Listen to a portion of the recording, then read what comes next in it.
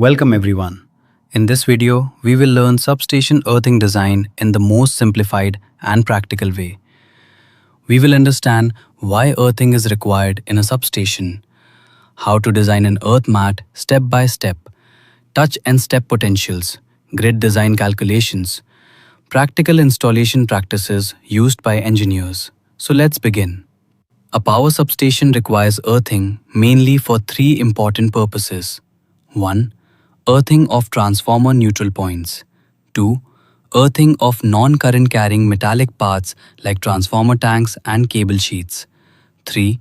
Earthing of other metallic parts such as boundary fences and gates. The primary objective is safety. During normal or fault conditions, any voltage appearing on metallic structures must remain below dangerous levels.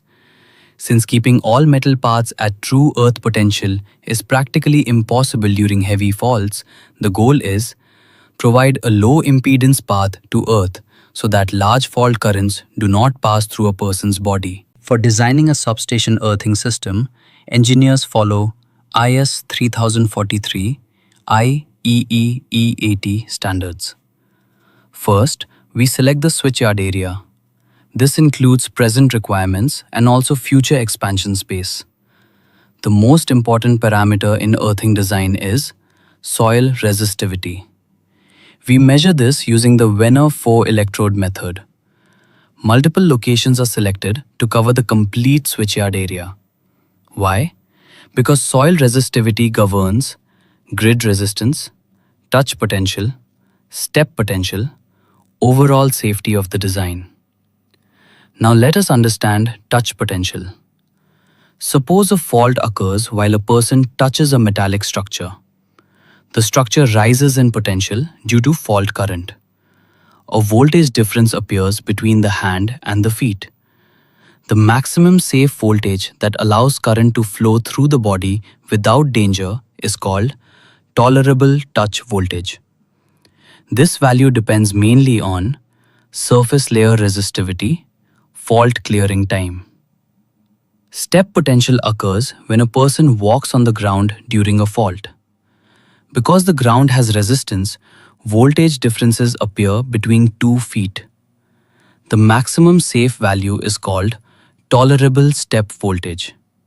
Again, this depends on ground resistivity, fault duration. Now we move to actual earth mat design.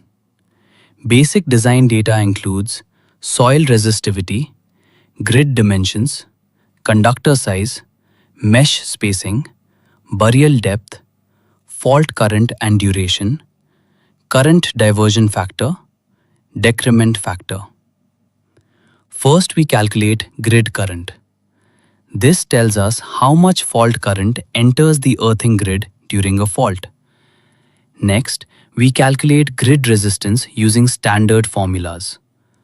Lower grid resistance means safer design. Grid potential rise is one of the most critical parameters.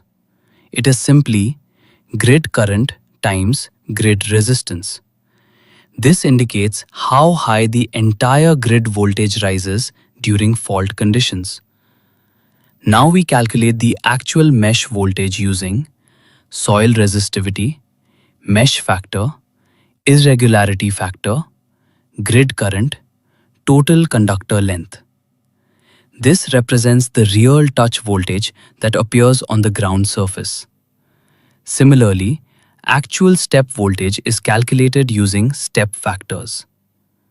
Finally, we compare actual mesh voltage versus tolerable touch voltage, actual step voltage versus tolerable step voltage. If actual values are lower, the design is safe. Otherwise, redesign is required. If safety limits are exceeded, we can reduce grid spacing, add more horizontal conductors, install vertical earth rods, increase conductor cross-section. All these methods reduce grid resistance and improve safety. Now let us discuss practical field practices used in substations. Transformer neutral and metallic paths. All transformer neutrals are connected to the main earth mat. Metallic structures are also connected using risers. Underground connections use rods. Above-ground connections use flats to avoid corrosion problems. Ground preparation is extremely important. 75 mm PCC layer with jhama bricks, 100 mm crushed stone layer on top. Crushed stone increases surface resistivity. This improves step and touch safety. Each structure is connected using at least 2 risers, one in X direction, one in Y direction. All joints are welded for reliability. A ring earth conductor is provided, 1 meter away from the building, about 600 millimeters below ground level. It is connected to the main earth grid at multiple points. All major equipment like lightning arresters, CTs and VTs, cable boxes, metallic stairs and rails are connected to the earth mat using diagonal risers.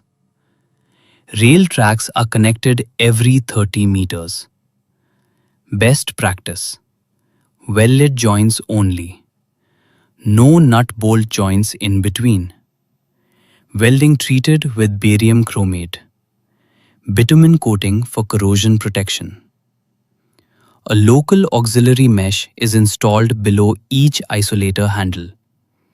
Size: 1.5 by 1.5 meter. Spacing: 500 by 500 millimeters. Connected diagonally to the main grid. 2 parallel conductors are installed around the outer boundary. This reduces sudden voltage gradients and improves safety. So let us quickly summarize. Connect all equipment to the main earth mat. Use rods underground and flats above ground. Prepare ground with PCC and crushed stone. Provide 2 risers for every structure. Install ring earthing and local meshes. Ensure proper welding and corrosion protection. A well-designed earthing system ensures human safety, equipment protection, and reliable fault current dissipation.